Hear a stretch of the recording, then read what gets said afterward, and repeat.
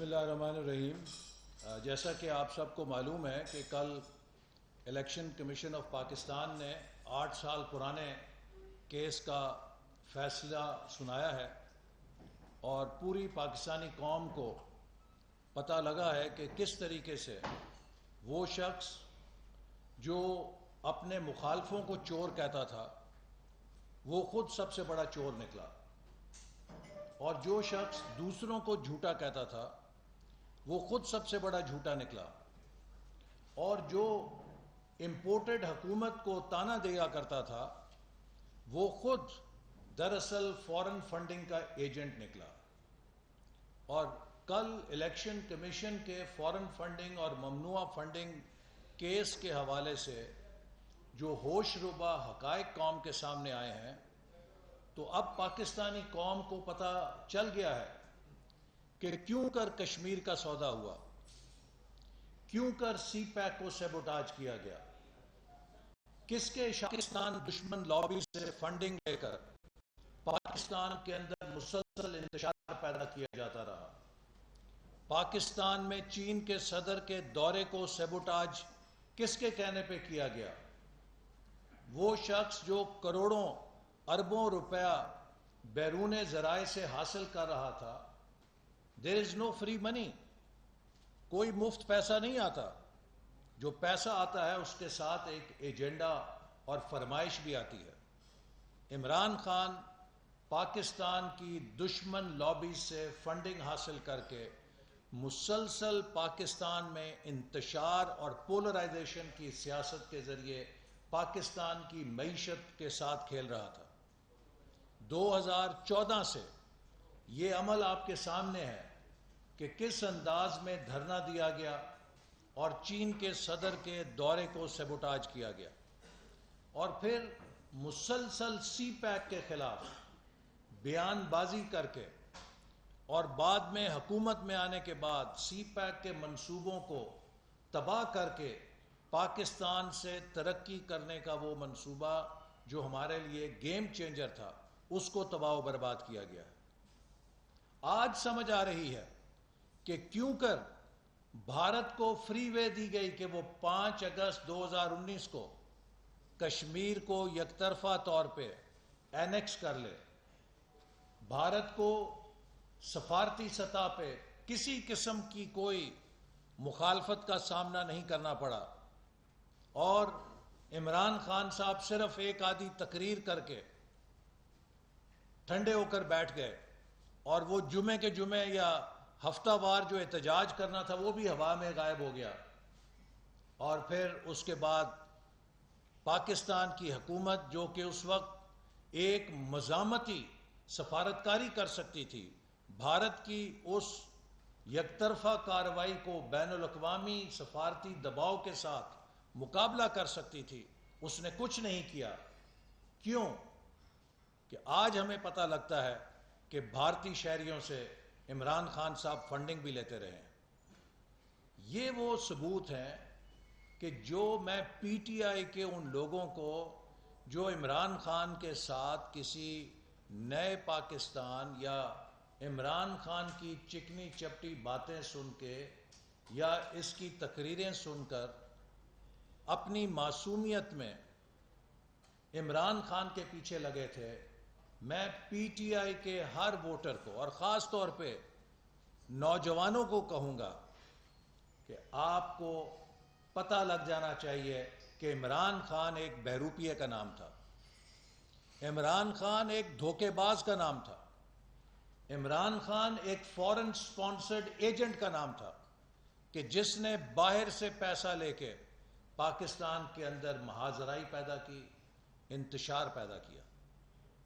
Imran Khan Hitler کا پیروکار تھا، ہٹلر نے بھی جرمنی کے اندر پروپیگنڈا کا سہارا لے کر اپنی تقریروں سے پوری جرمن قوم کو اپنے پیچھے لگا لیا تھا، لیکن اس نفرت کی سیاست، اس پولرائزیشن کی سیاست جو ہٹلر نے جرمنی میں کی تھی، ہٹلر نے جرمنی کی قوم کو تباہ نہیں کیا، آدھی دنیا کو بھی تباہ کیا، اور آخر میں خود بھی نشان عبرت بنا۔ لیکن اس ایک شخص کے نشان عبرت بننے کی پوری جرمن قوم نے بہت بھاری قیمت ادا کی۔ ہمیں پاکستان میں ایک نیا ہٹلر نہیں پیدا کرنا، ہم نے پاکستان کو استحکام اور ترقی کے راستے پہ ڈالنا۔ آج میں چیلنج کرتا ہوں کہ عمران نیازی اس بات کو جھٹلائے کہ 1 اپریل کو وزارت خزانہ نے ترقیاتی بجٹ کی آخری سہ ماہی کی قسط جاری کرنے سے انکار کر دیا تھا کہ ہمارے پاس پیسے نہیں ہیں۔ پاکستان کی 75 سالہ تاریخ میں کبھی یہ نہیں ہوا تھا کہ آخری کوارٹر یا مالی سال کے ایک کوارٹر کی ریلیز ڈیولپمنٹ بجٹ کی جاری کرنے سے وزارت خزانہ نے انکار کر دیا۔ یہ اسی صورت میں ہو سکتا ہے کہ جب وزارت خزانہ کا خزانہ خالی ہو گیا تھا۔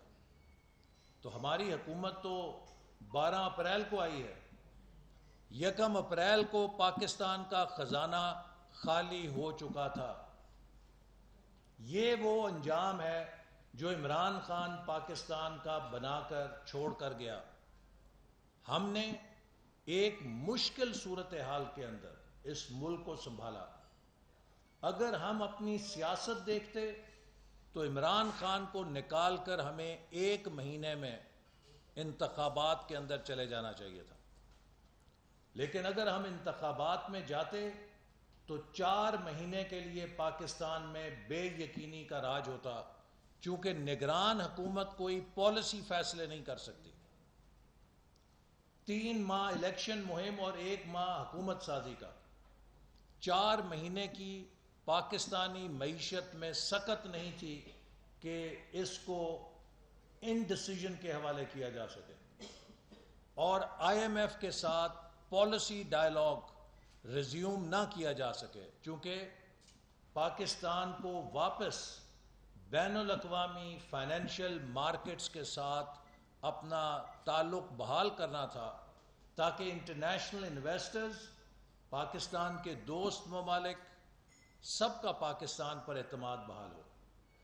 لیکن یہ راستہ مشکل اور کٹھن تھا، چونکہ عمران خان جس طرح کی تباہی معیشت کی کر کے گیا تھا، اس کا کریکٹیو ایکشن کوئی چاکلیٹ یا ٹافیوں کے ساتھ نہیں ہو سکتا تھا۔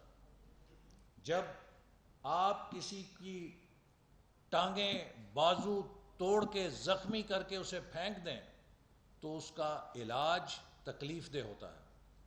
پاکستانی معیشت کو بدترین حالت میں پھینک کر عمران خان اقتدار سے نکل گیا، لیکن جب پاکستانی معیشت کو بحال کرنے کی حکمت عملی بنانی پڑی تو اس کے اندر بہت مشکل اور کٹھن فیصلے تھے، خاص طور پہ جبکہ بین الاقوامی حالات بھی بہت دگرگوں ہو چکے تھے۔ یوکرین کی جنگ نے تیل کی، گندم کی تمام ایک سپر سائیکل جو آیا جس نے تمام کموڈٹی آئٹمز کی قیمتوں کو آگ لگا دی، ان حالات کا بھی ہمیں سامنا تھا، اور IMF کے ساتھ بات چیت بحال کرنے کی ایک شرط یہ تھی جو عمران نیازی کی حکومت طے کر کے گئی تھی کہ ہم فیول سبسڈی کو ختم کریں گے۔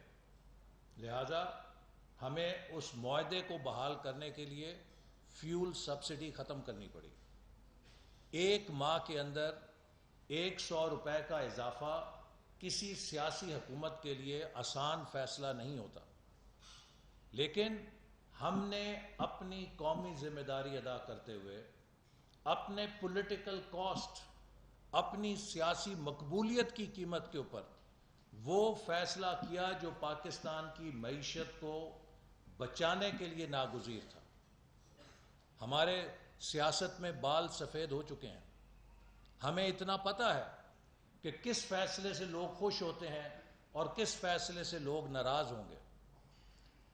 جب آپ فیول سبسڈی ختم کریں گے تو یقیناً اس کا ملک میں کچھ عرصے کے لیے ایک شارٹ ٹرم کے اندر مہنگائی کا امپیکٹ آئے گا، لیکن جب ملک کی معیشت مستحکم ہو جائے گی ملک کی معیشت بحال ہو جائے گی تو پھر آپ مہنگائی کو بھی نیچے لے کر آ سکتے ہیں۔ میں اللہ کے فضل سے کہہ سکتا ہوں کہ وزیر اعظم شہباز شریف صاحب کی قیادت میں اور خاص طور پہ وزیر خزانہ مفتاح اسماعیل صاحب کی محنت سے اور پوری ٹیم جس میں کولیشن کی ٹیم کیبنٹ شامل ہے، سب کے ٹیم ورک کے ساتھ اب پاکستان معاشی بحالی کے سفر پہ گامزن ہے۔ جب ہم نے حکومت سنبھالی تو لوگ شرطیں لگا رہے تھے کہ پاکستان کتنے دنوں میں سری لنکا کے انجام کو پہنچے گا۔ آج اللہ کے فضل سے ہم کہہ سکتے ہیں کہ پاکستان سری لنکا کے انجام سے خطرہ ٹل چکا ہے اور پاکستان ایک بحالی کے سفر کی طرف گامزن ہے۔ ہم نے اس کے لیے 5-10 سیٹوں کی قربانی دی ہے، لیکن ہمیں خوشی ہے کہ 5-10 سیٹوں کی سیاست کی بجائے ہم نے 22 کروڑ عوام کے مستقبل کو بچایا ہے۔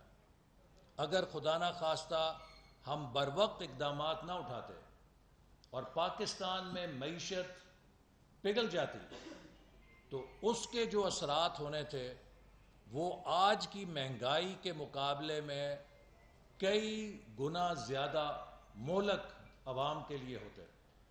تو مسلم لیگ نون نے اور اتحادی جماعتیوں نے مل کر ملک کو ایک اقتصادی تباہی کے دھانے سے جو عمران خان چھوڑ گیا تھا واپس لایا ہے۔ اور میں حیران ہوتا ہوں کہ اس شخص کے اندر اتنی جرت کیسے ہے کہ یہ کھڑا ہو کر ہمیں مہنگائی کا تانا دے سکے۔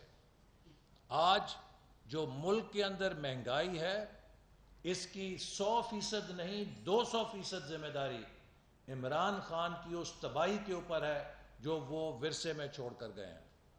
اور اگر ہم نے کوئی اقدامات اٹھائے ہیں تو عمران خان اس بات کا جواب دیں کہ وہ IMF سے یہ معاہدہ کیوں کر کے گئے تھے۔ ہم صرف IMF کے اس معاہدے پر عمل درآمد کے پابند ہیں جو عمران خان IMF کے ساتھ کر کے گئے تھے۔ اور اگر قومی خود مختاری کا اتنا انہیں ڈر تھا تو عمران خان صاحب جب آپ IMF سے یہ معاہدہ کر رہے تھے تو آپ کی یہ قومی خود مختاری کا درد کدھر سیر کرنے گیا ہوا تھا؟ یا آپ نے آنکھوں پہ پٹیاں باندھی ہوئی تھیں اس وقت؟ تو لہٰذا آج پاکستان کے عوام بھی جان چکے ہیں کہ کس کی انتشار کی سیاست ہے اور کس کی ملک کی تعمیر کی اور ترقی کی سیاست ہے۔ آپ نے دیکھا کہ جب عمران خان کو پنجاب اسمبلی کے اندر ضمنی انتخابات میں چند نشستیں ملیں، اگلے دن روپیہ لڑک گیا، اگلے دن سٹاک مارکیٹ کریش کر گئی، چونکہ مارکیٹ نے نیگیٹو سگنل لیا کہ انتشار پسند قوتیں واپس آ رہی ہیں۔ کل سٹاک مارکیٹ اور آج روپے میں جو آپ فرق دیکھ رہے ہیں، الیکشن کمیشن سے عمران خان کی چوری پکڑی گئی اور آپ نے دیکھا مارکیٹ نے کتنا پازیٹیولی رسپونڈ کیا ہے۔ 900 پوائنٹ سٹاک مارکیٹ چڑھ گئی اور روپیہ بھی تقریباً 10 روپے مستحکم ہو گیا، 11 روپے، جس سے کہ مارکیٹ کو یہ سگنل گیا ہے کہ تخریب کار اور انتشار پسند جو ہے یہ قابو میں آ رہے ہیں، شاید ان کو کھل کے موقع نہیں ملے گا انتشار پیدا کرنے کا۔ اس سے مارکیٹ سٹیبلائز ہوئی تھوڑی۔ اور فیکٹرز بھی ہیں لیکن یہ بھی ایک بڑا فیکٹر ہے۔ تو آج پاکستان کے عوام جو ہیں وہ اس بات کو پسند نہیں کرتے کہ ملک کے اندر انتشار پیدا کیا جائے۔ پاکستانی قوم بھی چاہتی ہے کہ استحکام پیدا کیا جائے اور ملک کی معیشت کو بحال کیا جائے۔ تو اس حوالے سے میں عمران خان صاحب سے یہ ضرور سوال کرنا چاہوں گا کہ وہ دعویٰ کرتے ہیں کہ میں مغرب کو مغرب سے زیادہ جانتا ہوں۔ عمران نیازی صاحب، مغربی جمہوریت کے اندر اگر کسی لیڈر کے خلاف یہ ثابت ہو جائے کہ وہ جھوٹا تھا، اس نے چوری کی ہے، اس نے دھوکہ کیا اپنے عوام کے ساتھ، اس نے خیرات کے پیسے کو سیاسی مقاصد کے لیے استعمال کیا ہے، تو بتائیے آپ تو بورس جانسن کی ایک پارٹی کی مثال دیتے تھے کہ بورس جانسن ایک پارٹی میں پکڑا گیا جو اس نے کووڈ کے قوانین کی خلاف ورزی میں کی تو وہ مستعفی ہونے پہ مجبور ہو گیا. آپ سے تو کروڑوں اربوں روپے کی چوری پکڑی گئی ہے. آپ تو جھوٹے حلف نامے اور جھوٹے سرٹیفکیٹ دیتے ہوئے ثابت ہو گئے ہیں کہ آپ نے کنسیلمنٹ کی تھی, آپ نے اکاؤنٹس کو چھپایا تھا, آپ جو بیرون ملک سے منی لانڈرنگ کر کے پیسہ لا رہے تھے وہ اکاؤنٹس آپ نے ڈکلیئر نہیں کیے, اور 13 اکاؤنٹ اسٹیٹ بینک نے آپ کے پکڑے ہیں جن کو آپ نے ڈکلیئر نہیں کیا تھا. آپ کے دستخطوں سے یہ سب کچھ کاروبار ہو رہا تھا. تو آپ یہ نہیں کہہ سکتے کہ اکاؤنٹنٹ کی غلطی ہے, مجھے کیا پتا. آپ اس سرٹیفکیٹ میں یہ کہہ رہے تھے کہ میں یہ تمام باتیں اپنی معلومات کی ایکوریسی کے اوپر بیان کر رہا ہوں. تو جب کوئی لیڈر اس طرح کی کنسیلمنٹ مس اسٹیٹمنٹ میں پکڑا جائے, وہ جھوٹا ثابت ہو جائے, وہ فراڈ کرنے والا ثابت ہو جائے, تو پھر بتائیے کہ مغربی جمہوریت میں اس کا کیا انجام ہوتا ہے. اگر آپ میں ذرا برابر رتی برابر اخلاقیات ہوتی تو عمران خان صاحب الیکشن کمیشن کا فیصلہ آنے کے بعد آپ مستعفی ہو جاتے اپنے پارٹی کی چیئرمین شپ سے. لیکن آپ نے اپنی پارٹی کے ساتھ مل کر اس رپورٹ کے خلاف ایک نہایت امورل پوزیشن لی ہے, اور آپ نے election commission, chief election commissioner اور اس متفقہ رپورٹ کے خلاف اسے مسترد کرنے کا اعلان کر کے اپنی اخلاقی دیوالیہ پن کا ثبوت کیا کہ آپ کے اندر رتی برابر بھی مورالٹی نہیں ہے. وہ شخص جو دوسروں سے رسیدیں مانگتا تھا, جب اپنی رسیدیں دینے کی باری آئی ہے تو رو پڑا ہے. وہ الٹا الیکشن کمیشن کو الزام دے رہا ہے. 8 سال سے آپ نے یہ فراڈ کیا, 8 سال تک آپ چھپتے رہے. اگر آپ سچے تھے تو آپ کیوں ہائی کورٹ اور سپریم کورٹ سے جا کے بار بار سٹے لینے کی کوشش کرتے تھے؟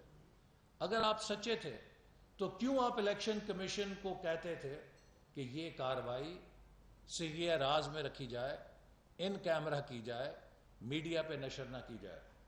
اصل بات یہ ہے کہ آپ نے قوم سے پچھلے کئی سالوں سے جو فراڈ کیا ہے اب وہ منطقی انجام کی طرف آ چکا ہے. اور میں پی ٹی آئی کے ووٹر سے ضرور کہوں گا کہ وہ ٹھنڈے دل کے ساتھ سوچیں. یہ وقت پاکستان کو بچانے کا ہے. اس وقت ہم سب کو مل کر پاکستان کے استحکام کے لیے, پاکستان کی معاشی بدحالی کو ختم کرنے کے لیے, پاکستان کو ٹرن اراؤنڈ کرنے کے لیے, پاکستان کے ڈاکٹرز کو, پاکستان کے انجینئرز کو, پاکستان کے ٹیچرز کو, پاکستان کے افسران کو, پاکستان کے تاجروں کو, پاکستان کے سرمایہ کاروں کو, پاکستان کے صحافیوں کو, ہر طبقے کو, پاکستان کے سائنٹسٹ کو, انجینئرز, ریسرچرز, ہر شعبے کے اندر ہمیں ایکسٹرا ایفرٹ کرنی ہے. یہ 75ویں سالگرہ ہے. ہم یہ ڈیزرو نہیں کرتے کشکول پکڑ کے کھڑے ہوں. ہمیں ملک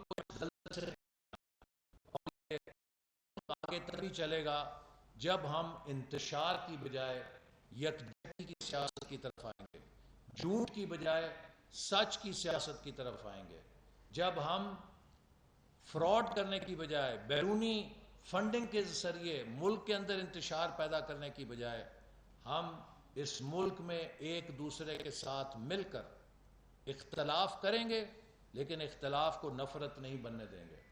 جب اس جذبے سے ہم کام کریں گے تو یہ ملک انشاءاللہ تعالی دنیا کا بہترین ملک بن کے دکھائے گا. آخر میں ان فوجی افسران کو جو سیلاب کی ایفرٹس میں ہیلی کاپٹر کریش میں شہید ہوئے ہیں انہیں خراج تحسین پیش کرنا چاہتا ہوں.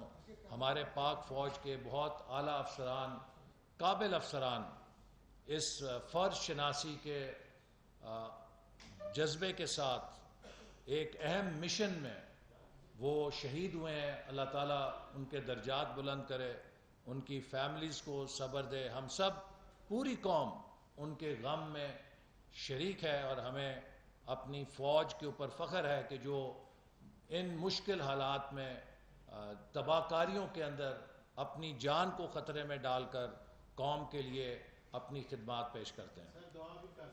جی سوال یہ ہے کہ کل بھی کوئی 11 پریس کانفرنسز ہو چکی ہیں اور آج یہ کوئی چھٹی پریس کانفرنس ہے کہ عمران خان کے خلاف یہ پریس کانفرنس ہو رہی ہے, پی ٹی آئی کے خلاف ہو رہی ہے. اور ہم نے پچھلے جو 4.25 سال تھے اس میں بھی یہی دیکھا کہ وہ بھی یہی کام کر رہے تھے, آپ بھی یہی کام کر رہے ہیں. تو کیا کس خوف میں مبتلا ہیں آپ جب سے آپ حکومت میں آئے ہیں؟ ذرا عوام کو کھل کر بتائیں. دیکھیے, ہمارا اور ان کا یہ فرق ہے. عمران خان صاحب no action talk only commander تھے, NATO commander, no action talk only, NATO. اور ہم یہ کہتے ہیں کہ let's talk and more action.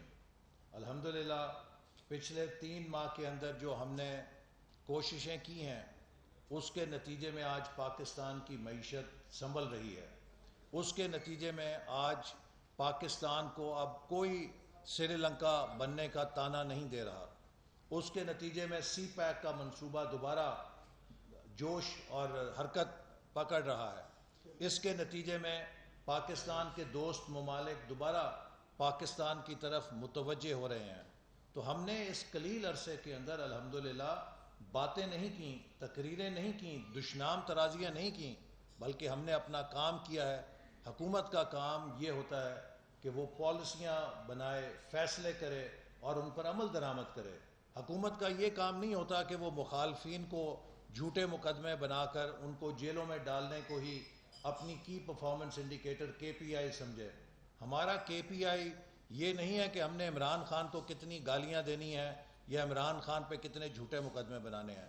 ہمارا KPI یہ ہے کہ ہم نے پاکستان کی معیشت کو کتنا مستحکم کرنا ہے, عوام کے مفاد کے کتنے منصوبے ان پر عمل درآمد کرنا ہے. اور آپ نے دیکھا پچھلے 4 سالوں میں ہر منصوبہ جو ہم 2018 میں جہاں چھوڑ گئے تھے وہیں کھڑا تھا. سب سے بڑی مثال اس کی یہ اسلام آباد نیو ایئرپورٹ میٹرو بس ہے کہ تیار منصوبہ تھا, 4 سالوں میں کسی کو توفیق نہیں ہوئی کہ اسے چالو کر سکیں. ہم نے 15 دن میں چالو کر دیا.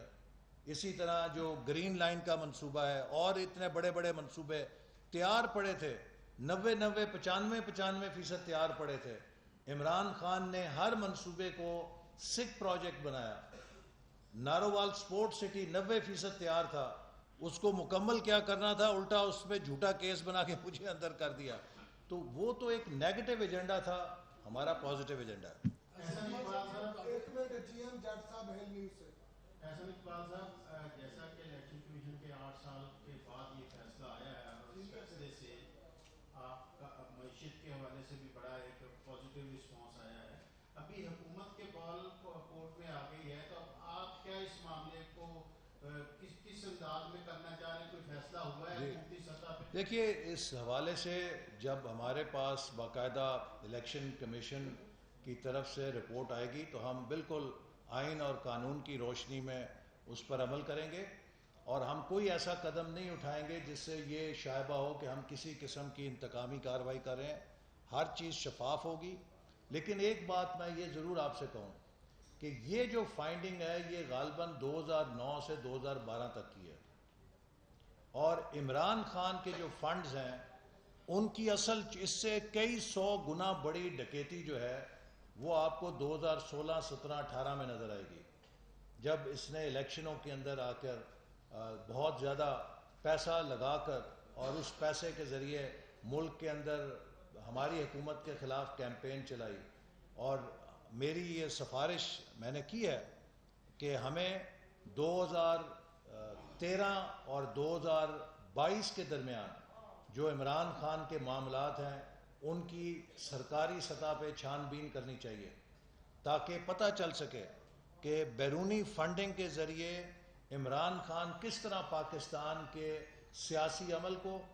دیکھیے 2016 میں امریکہ کے صدارتی الیکشن کے موقع پر یہ بات ریکارڈ پہ آئی کہ آپ سوشل میڈیا کے ذریعے صدارتی الیکشن کو ہائی جیک کر سکتے ہیں۔ عمران خان نے جو کروڑوں اربوں روپے سوشل میڈیا پہ خرچ کیے ہیں اور اس کے ذریعے پاکستان کے الیکٹورل پروسیس کو اثر انداز ہونے کی کوشش کی ہے، اس کے اوپر ضرور چھان بین ہونی چاہیے کہ یہ پیسہ اسے کس نے دیا ہے اور کن قوتوں کے ایجنڈے پر عمران خان پچھلے چند سالوں میں پاکستان کے عوام کو ورگلانے کے لیے، ان کو جھوٹا پروپیگنڈا بیچنے کے لیے، اپنے مخالفین کی کردار کشی کے لیے یہ کروڑوں اربوں روپیہ کہاں سے حاصل کر رہا تھا۔ شعیب نظامی صاحب اے آر وائی سے سر ہم جو اس تک سیلاب کی صورتحال دیکھ رہے ہیں، آپ کیا سمجھتے ہیں کہ ہماری پلاننگ میں کیا فقدان رہا ہے، خاص طور پہ جو بلوچستان میں اسلام ڈیمز ہیں وہ اس طرح کے سیلاب کو کنٹرول کرنے میں کتنے معاون ہوں گے، اور جو کہ آپ نے ایک فوکس کیا ہے 20 جو پسماندہ اضلاع ہیں ان کے لیے کیا پلاننگ ہوگی، اور خاص طور پہ اس وقت سیلاب کے بعد جو نقصانات ہوں گے پلاننگ کے اندر کیا چینجز دیکھیں؟ دیکھیے پچھلے بدقسمتی سے 4 سالوں کے اندر ملک کی معیشت کا اور ملک کی پلاننگ کا پہیہ وہیں کھڑا تھا جہاں 2018 میں ہم چھوڑ گئے ہیں۔ اس کا آپ سب سے بڑا ثبوت یہ دیکھیے کہ نہ کوئی ان کے پاس 5 سالہ منصوبہ تھا، نہ ان کے پاس ویژن 2025 تھا، نہ ان کے پاس کوئی اور میڈیم ٹرم پلان تھا، کوئی اقتصادی پلان نہیں۔ ٹو ڈے مینجمنٹ ہو رہی تھی اور اس میں بھی جو ان کا اقتصادی ایجنڈا بھی وہ مخالفوں کے خلاف کردار کشی کا تھا۔ نتیجہ یہ ہے کہ 4 سالوں میں جو کلائمیٹ چینج کے خلاف ہمیں پیش رفت کرنی چاہیے تھی وہ ہم نے نہیں کی ہے۔ کلائمیٹ چینج کے تحت ہمیں اپنے انفراسٹرکچر کو مضبوط کرنا ہے، کیونکہ اب جب موسم نہیں ہوگا تب بارشیں ہوں گی، جب ہمیں پانی چاہیے ہوگا ہو سکتا ہے بارش اس وقت خشک سالی ہو۔ وہ علاقے جہاں پہ بارشیں نہیں ہوتی وہاں پہ ہیوی رینز ہو سکتی ہیں، اور وہ علاقے جو ہمارے ڈیمز کے کیچمنٹ ایریاز ہیں وہاں پہ ہو سکتا ہے بارشیں نہ ہوں۔ ابھی بھی آپ نے دیکھا کہ منگلا ڈیم کے کیچمنٹ ایریے میں اس سپیل میں اتنی بارش نہیں ہوئی جتنی بلوچستان کے ان علاقوں میں بارش ہوئی کہ جہاں اس کی کبھی توقع نہیں کی جاتی اس قدر ہیوی رین فال ہوگی۔ یہ سب کلائمیٹ چینج کی تبدیلیاں ہیں۔ تو اس حوالے سے ضروری تھا کہ پچھلے 4 سالوں میں بھی اپنے انفراسٹرکچر کو ہم بیف اپ کرتے، اس کے اوپر کام کرتے۔ جو ڈیزاسٹر ہے اس کے آگے تو آپ کی پلاننگ غیر مؤثر بھی ہو جاتی ہے، کیونکہ ڈیزاسٹر کا مطلب یہ ہے کہ وہ نارمل سے زیادہ بڑا تباہی آتی ہے۔ تو آج بھی ڈیزاسٹر کہیں آئے گا، چاہے وہ امریکہ جیسے ملک میں آئے، تو اس کی تباہ کاری کو وہ بھی نہیں روک سکتے، لیکن اس کی تباہ کاری کو آپ منیمائز کر سکتے ہیں کہ اگر آپ کی حفاظتی اقدامات ان پلیس ہوں تو آپ بڑی حد تک ان نقصانات سے کمی لا سکتے ہیں کہ جو ڈیزاسٹرز لے کر آتے ہیں۔ تو اس لیے اب ہم ہنگامی طور پہ کوشش کر رہے ہیں کہ جو ہمارا انفراسٹرکچر ہے اسے بہتر کریں۔ ایگریکلچر کے اندر ہم نئے سیڈز ڈیولپ کریں جو ویدر ریزسٹنٹ ہوں، جو موسمی تبدیلیوں سے ان پر اثر نہ پڑے۔ لیکن یہ سب کام وہ ہے کہ جس کے لیے وسائل بھی درکار ہیں اور جس کے لیے وقت بھی درکار ہوتا ہے، لیکن یہ اب نئے منصوبے ہیں جن پر ہم نے کام شروع کر دیا۔ انوار دادی صاحب senior journalist from road TV وی۔ جی محترم سر، پاکستان کی معاشی حالت 1988 سے مخدوش ہے۔ اس میں 2-3 ادوار پاکستان مسلم لیگ کے بھی آئے اور پاکستان پیپلز پارٹی کے بھی آئے، یہ 30 سال سے زائد عرصہ۔ لیکن آپ ہر پریس کانفرنس میں یہی فرما رہے ہیں کہ ملک کی موجودہ معاشی حالت ان 4 سالوں میں تباہ ہونا ہے۔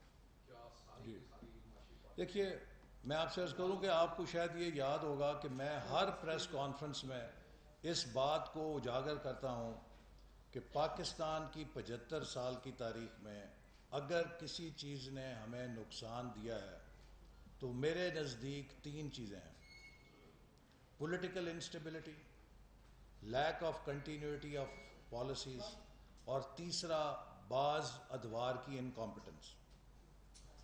پاکستان میں مختلف حکومتیں آئیں لیکن 2-2 4-4 سال سے زیادہ ان کو چلنے نہیں دیا گیا۔ دنیا بھر کی اسٹیبلشڈ پریکٹس ہے کہ آپ کی پالیسیاں کامیاب ہونے کے لیے کم از کم 10 سال کا استحکام اور تسلسل مانگتی ہیں۔ تو جب آپ پاکستان میں جمہوری حکومت کو 2-4 سال سے زیادہ چلنے کے حالات نہیں دیں گے اور ان کا راستہ روکا جائے گا. ایک عدالتی فیصلے نے نواز شریف صاحب کو نکال کر ملک میں سیاسی بحران پیدا کیا اور اس کے معاشی اثرات ہوئے. اب پھر ایک عدالتی فیصلے نے پاکستان کے سب سے بڑے صوبے کے وزیر اعلیٰ کو نکال کے ایک نیا سیاسی بحران پیدا کر دیا ہے, اس کے بھی معاشی اثرات پیدا ہوئے. تو لہٰذا ہمیں یہ اب بات دیکھنی ہے جو ہم بار بار کہتے ہیں, پاکستان کے آئین کے مطابق اس ملک کو چلایا جائے, ہر ادارہ اپنے دائرے کے اندر کام کرے. عدالتوں کو ایسے فیصلے نہیں کرنے چاہیے جس سے ملک کے اندر سیاسی بحران پیدا ہوں, جن کے اثرات ملک کی معیشت کے اوپر ہوں. پنجاب میں اس بات کو محسوس کیا جا رہا ہے کہ کیوں نواز شریف کو ایک عدالتی فیصلے سے نکالا گیا اور کیوں پھر دوبارہ مسلم لیگ نون سے پنجاب کی حکومت کو چھینا گیا ایک عدالتی فیصلے سے جس کی کوئی نظیر نہیں ہے. پورا ملک کہہ رہا تھا فل کورٹ بنایا جائے. پنجاب کے عوام یہ سوال پوچھ رہے ہیں کہ کیوں مسلسل پنجاب کے نمائندوں کے خلاف اس طرح کے فیصلے کیے جا رہے ہیں. یہ چھوٹے صوبوں کے اندر مزید احساس عدم تحفظ پیدا کرے گا. تو عدالتیں بھی اگر ایسے فیصلے کریں گی کہ جن کے سیاسی اثرات ہوں گے, جو معاشی ہمارے معیشت کے اوپر اثر انداز ہوں گے, تو اس کو سیاستدان کو تو آپ الزام نہیں دے سکتے. آپ مجھے بتائیں کہ آج اس کا کسی کے پاس جواب ہے کہ نواز شریف صاحب کو پاناما کا کیس تھا اور پاناما میں کچھ نہیں ملا تو پکڑ کے اقامہ میں نکال دیا, اور وہ فیصلہ سپریم کورٹ کا پاکستان کی تاریخ میں سپریم کورٹ کے سب سے متنازع فیصلوں میں شمار ہوگا. تو اس بات کا آپ دوش سیاستدانوں کو تو نہیں دے سکتے. احسن اقبال صاحب 2014 سے آپ کا الیکشن کمیشن نے 8 سال لگا دیے فیصلہ کرنے میں. اب آپ کو لگتا ہے کہ اگلا جو پروسیس ہے الیکشن کمیشن میں, کورٹس میں, ان ساری چیزوں کے ہونے کے بعد یہ آپ کی حکومت کے اندر موجودہ آپ یہ سمجھتے ہیں کہ اگلے 2-4-6 ماہ میں آپ ان کے خلاف یا کابینہ کارروائی کب تک یہ معاملہ سارا اب دوبارہ دیکھیے, حکومت جو ہے اپنا کام انشاءاللہ جلد از جلد کرے گی اور جو قانون ہے اس کے مطابق اس کی جو حتمی کارروائی ہے وہ پھر عدلیہ کے ڈومین میں جائے گی, اور جب یہ عدلیہ کے پاس جائے گا, سپریم کورٹ کے پاس, تو ہماری پھر استدعا ہوگی کہ فل کورٹ بنایا جائے تاکہ اس کے اوپر کوئی اعتراض نہ کر سکے کہ چند منتخب جج تھے انہوں نے یہ فیصلہ کیا یا وہ فیصلہ کیا. اگر پوری سپریم کورٹ بیٹھ کے اس کیس کا فیصلہ کرے گی تو وہ شاید سب کے لیے قابل قبول ہوگا اور کوئی نیا سیاسی تنازع عدالتی فیصلے کی وجہ سے پیدا نہیں ہوگا. آخری سوال شکیل صاحب سے. ایسا صاحب 2 کوشچن ہیں چھوٹے سے. ایک تو یہ کہ اس بار ملک میں غیر معمولی حالات ہیں, بارشیں ہیں, سیلاب ہے, جو اس طرح کے عوام تباہ ہو گیا, اور دوسرا معاشی حالات بھی ایسے ہیں. تو 750 ملین روپیز بہت بڑی اماؤنٹ نہیں ہے جو ہم نے خرچ کر رہے ہیں جشن آزادی کی تقریبات پہ. آپ نہیں سمجھتے ہمیں کہ جشن منانے کی بجائے یہ پیسہ ہم فلڈ کے جو متاثرین ہیں ان پہ خرچ کریں, کچھ اور بھی اس میں پیسے ڈالیں. سیکنڈلی, عام انتخابات کی بات ہو رہی ہے, تو کیا آپ سمجھتے ہیں کہ اکتوبر نومبر میں الیکشن ہو جائیں گے یا یہ موجودہ حکومت اپنی ٹرم پوری کرے گی؟ دیکھیے, جو عام انتخابات ہیں وہ اس لیے وقت مقررہ پہ ہوں گے چونکہ اب مردم شماری بھی شروع ہو گئی ہے اور مختلف جماعتیں یہ مطالبہ کر چکی ہیں کہ اگلا الیکشن نئی مردم شماری کے مطابق کیا جائے. تو مردم شماری جو ہے وہ فروری کے مہینے میں مکمل ہوگی. اس کے بعد پھر الیکشن کمیشن کو 4-5 ماہ چاہیے کہ جو انہوں نے حلقہ بندی نئی دوبارہ کرنی ہوتی ہے. تو اس لیے جو الیکشن ہے وہ اپنے مقررہ وقت کے اوپر ہوں گے. یہی ملک کے لیے کارآمد ہے, ملک کے لیے مفید ہے, اور خاص طور پہ جب ہم ایک IMF کے ساتھ پروگرام پہ اب عمل درآمد کر رہے ہیں تو کنسالیڈیٹ جو ملک کی معیشت ہو رہی ہے اس میں استحکام آ رہا ہے, اس میں تسلسل کی ضرورت ہے. ہم اگر فوری الیکشن میں جائیں گے تو ایک دم مارکیٹس میں بے یقینی پیدا ہو جائے گی اور غیر یقینی صورتحال ملک کی معیشت کے لیے پھر تباہ کن ہوگی. تو اس لیے ضروری ہے کہ ہم ملک کی معیشت کی خاطر بھی اور جو سیاسی حالات ہیں ان کے حوالے سے بھی مقررہ مدت کے اوپر الیکشن کرائیں تاکہ ملک امن اور استحکام کے ساتھ اس مرحلے سے گزر سکے. یوم آزادی کے اوپر کوئی غیر معمولی جو وزارت اطلاعات نے بجٹ مانگا تھا اس کو تقریباً آدھے سے زیادہ وزیر اعظم نے کاٹ دیا ہے، اور یہ ہمارے لیے 75واں یوم آزادی ہے، اور اس کو ہم سادگی سے منا رہے ہیں کیونکہ ملک کے اندر کافی نقصانات بھی ہوئے ہیں، لیکن یہ قوم کا حق بھی ہے کہ وہ اپنے جشن آزادی کو منائے، لیکن اس پہ کوئی غیر ضروری اخراجات نہیں کیے جائیں گے۔ چودھری صاحب یہ بتا دیں کہ یہ جو فیصلہ سامنے آیا ہے اس کے بعد اب تک کی جو وفاقی حکومت کی مشاورت ہے وہ کیا ہوئی ہے؟ کیا عمران خان کے خلاف بحالی کا ریفرنس جو ہے وہ دائر کرنے جا رہی ہے آپ کی حکومت؟ دیکھیے، عمران خان صاحب نے بدترین جرائم کیے ہیں، جھوٹ بولا ہے، چوری کی ہے، غیر ملکی فنڈنگ حاصل کی ہے، جو پاکستان کے تمام قوانین کی، پاکستان کے آئین کی خلاف ورزی ہے، اور اس کی روشنی میں جو بھی آئین اور قانون کا تقاضا ہے وہ پورا کیا جائے گا۔ یہ جو بدترین میں سمجھتا ہوں کہ ڈاکے کی مثال ہے، اور عوام سے خیرات کے نام پہ پیسہ مانگا جاتا رہا، ڈونر سے خیرات کے نام پہ پیسہ لیا گیا اور اس کو پی ٹی آئی کے اکاؤنٹ میں ڈال کے اس سے سیاست کی گئی اور اس سے ملک میں انتشار پھیلایا گیا۔ یہ وہ چیزیں ہیں کہ جو میرے خیال ہے کسی بھی معاشرے میں ناقابل معافی ہیں۔ اسی لیے میں نے وہ سوال کیا، اور میں پھر سوال اٹھاتا ہوں کہ عمران نیازی صاحب بتائیے، مغربی جمہوریت میں اگر کسی لیڈر کے خلاف ثابت ہو جائے کہ وہ جھوٹا تھا، اس نے فراڈ کیا، اس نے چوری کی، اس نے بیرونی ملک سے پیسے لے کر ملک کے اندر انتشار پیدا کیا، اس کے بارے میں اگر فیصلہ آ جائے تو وہ لیڈر کیا کرتا ہے؟ وہ لیڈر تو کسی کو منہ دکھانے کے قابل نہیں رہتا، اور مجھے افسوس ہے کہ اتنی دیر ہو گئی ہے، 24 گھنٹے سے زیادہ وقت گزر گیا ہے، ابھی تک عمران خان صاحب کا استعفیٰ نہیں آیا۔ Thank you sir.